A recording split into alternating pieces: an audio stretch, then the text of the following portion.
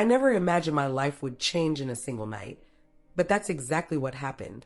Just a week ago, I was in the small town where I grew up, trying to make ends meet by working odd jobs and selling a few paintings here and there. Life was hard, but it was the only life I'd ever known. A life of dusty roads, familiar faces, and knowing that there was always more month than money. When the opportunity came to work as a waitress for a night at a high society event in the city, I jumped at it, even if it meant taking a bus all the way to a place that might as well have been a different world.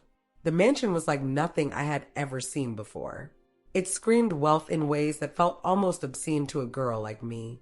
It was the kind of wealth you read about in magazines or see in movies, the type that doesn't seem real when you come from a place where people struggle to keep the lights on. Everything about it was larger than life. The grand chandeliers sparkled like they were made of diamonds, casting a warm glow over the marble floor so polished they reflected the guest shoes like mirrors. The rooms were cavernous, each one larger than my entire apartment back home, filled with opulent furniture and art that probably cost more than I could ever dream of making in a lifetime. As I walked in, wearing the black and white uniform they'd provided for the event, I felt the enormity of the place pressing down on me.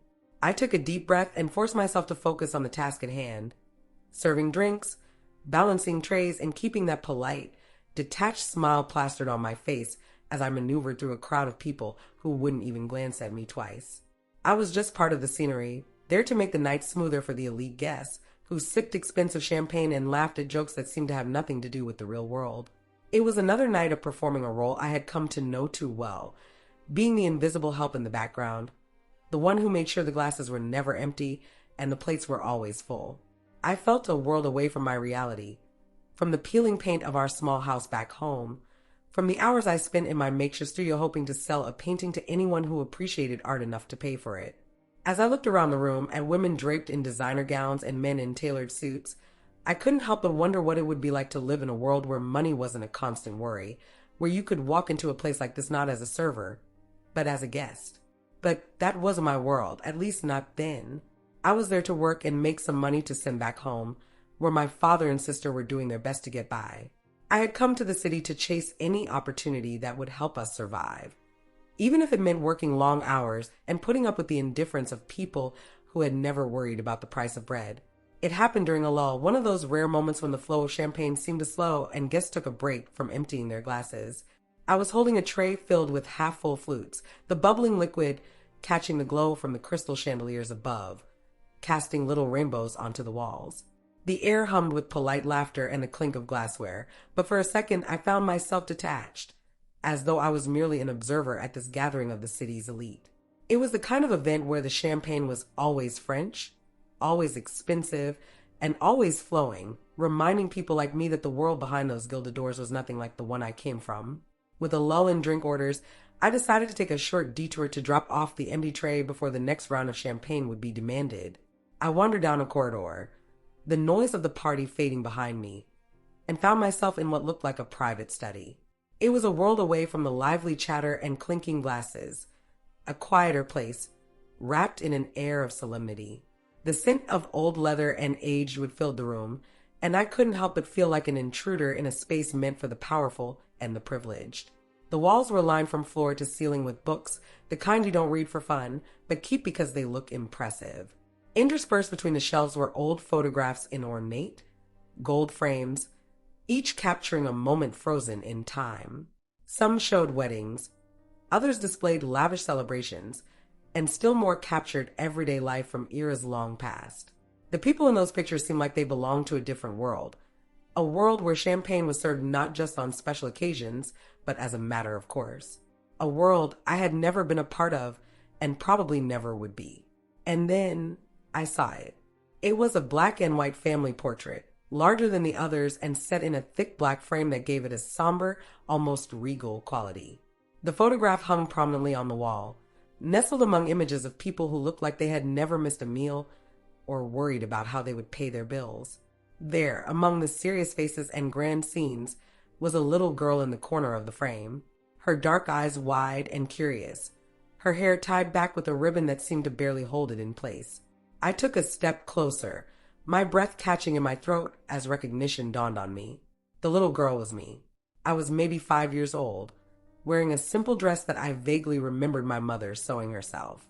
In my tiny hands, I clutched a stuffed rabbit, a toy I hadn't thought about in years. It was one of those comforting things that gets lost somewhere along the way when life is always moving and money is always tight. But there it was, captured forever in this portrait that had no business being in a mansion I had never set foot in before. My heart thudded in my chest, each beat growing louder, the questions multiplying in my mind. How could this be? How could a photograph of me as a child be hanging on the wall of a place that had nothing to do with my life as I knew it? I stepped even closer, squinting at the other figures in the portrait. Two adults who stood with an air of dignity, their expression solemn yet confident. An elderly couple dressed in clothing that screamed old money. Tailored suits, pearls, and furs. I had never seen them before, not in person, not even in a photograph. Who were they? And why did they have a picture of me in their home? The question burned in my mind as I left the study and returned to my duties, my hands shaking slightly as I served the next round of drinks. I couldn't concentrate. The event blurred around me. The conversations just a hum in the background. I had to know more. So when the opportunity arose, I slipped back into that study and jotted down the names engraved on the plaque beneath the portrait. The family name, Blackwood, meant nothing to me until I confronted my father later that week. "Dad," I said, my voice as steady as I could manage while my heart drummed in my chest. "Who are the Blackwoods?" The words hung in the air, and for a moment it felt like time stopped. My father's face changed instantly. His skin paled as if all the blood had drained away, and his eyes took on a faraway look, as though he were seeing something long buried and painful. He didn't speak right away, and I could see him swallowing hard, struggling with the words. Finally, he took a deep breath and sank heavily into his old armchair, the leather creaking under his weight.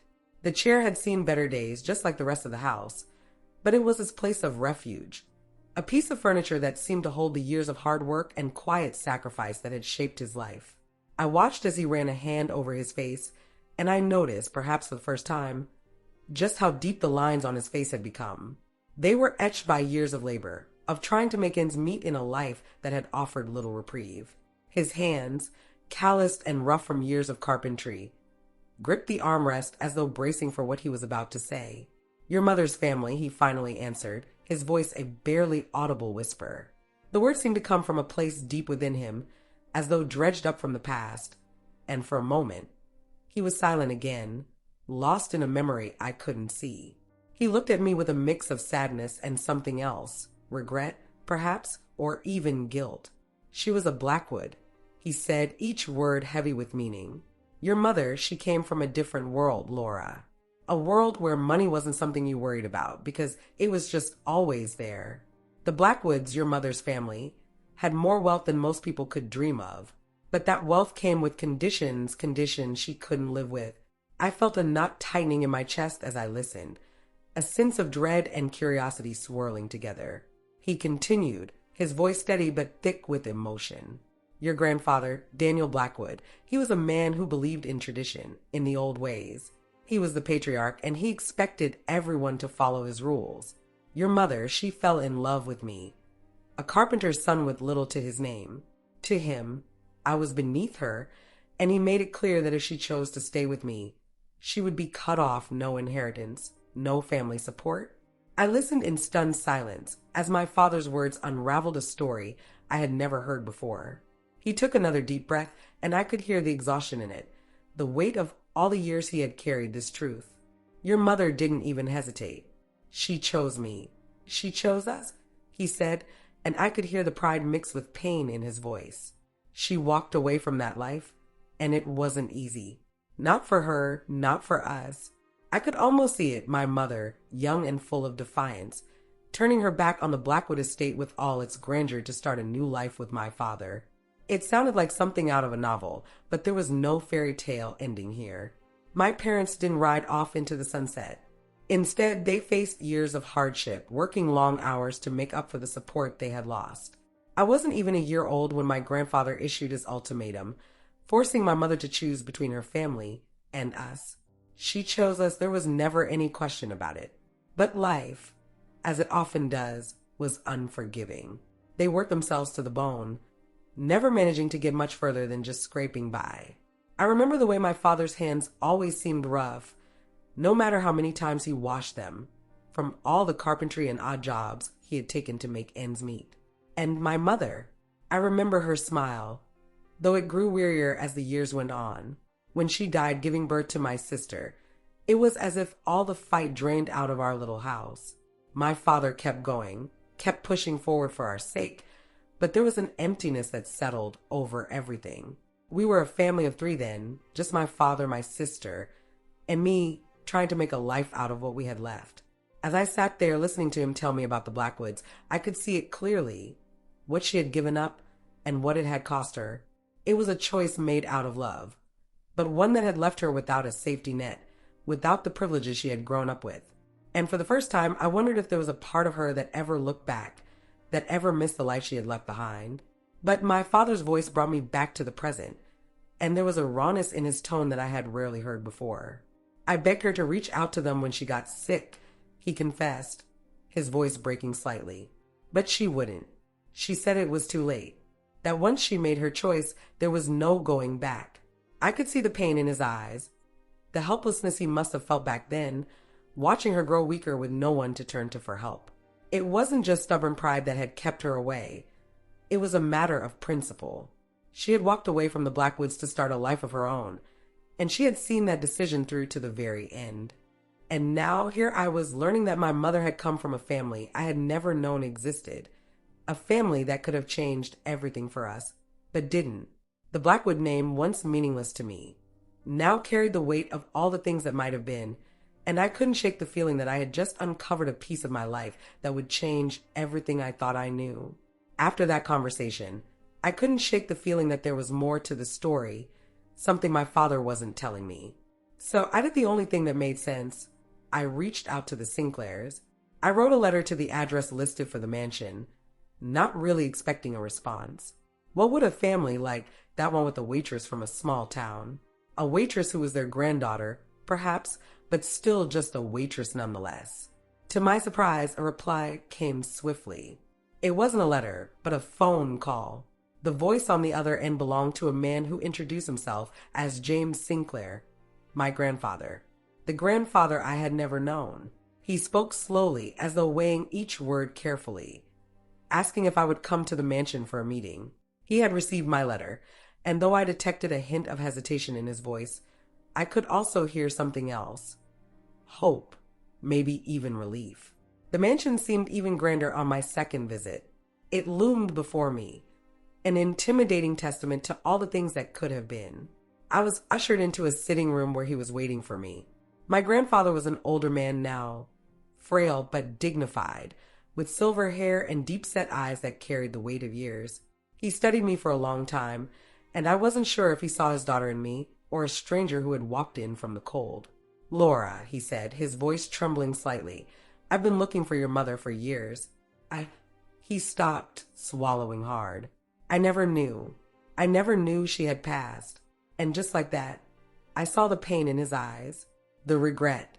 He had been searching for her, trying to make amends for a decision that had cost him his daughter and, by extension, his grandchildren. He told me how he had realized, too late, that he had been wrong. His stubborn pride had cost him everything, and now, after all these years, the chance to reconcile with his daughter was gone. He apologized to me, sincerely, and I could see the years of guilt etched into his face. He explained that his search had always led to dead ends because we had moved from one small town to another, chasing work and struggling to stay afloat. He never gave up, but fate had its own plans. As he spoke, I found myself wrestling with emotions I didn't know I had. A part of me wanted to reject this whole situation, to walk away and go back to my life, even if it was a life of struggle. But another part of me, the part that had always wondered what could have been, wanted to stay, to hear him out, to see where this newfound opportunity could lead. He didn't offer me the world on a silver platter, though. He offered something much more complicated, a place in the family, but with conditions. He wanted me to be involved in the family business, to help manage the Sinclair legacy. "It's a lot to ask," he said, "but I believe it's time for this family to heal." And there it was, the choice laid out before me. I could accept stepping into a life of wealth and status that my mother had walked away from, or I could refuse and return to the life I knew, working nights, scraping by, and painting in what little spare time I had. It was a choice between honoring my mother's legacy of hard work and self-reliance, or embracing the family I never knew in hopes of building something new. In the end, it wasn't about the money or the mansion. It was about a second chance for both of us. A chance for my grandfather to make up for lost time, and a chance for me to explore a part of my life I never even knew existed. I decided to accept his offer, not because I wanted the wealth, but because I wanted the opportunity to bring our broken family back together, to make something good come from all the years of pain and regret. I'll never know what my mother would have thought about all of this, but I like to think she would have wanted me to choose forgiveness, to choose family. So that's exactly what I did.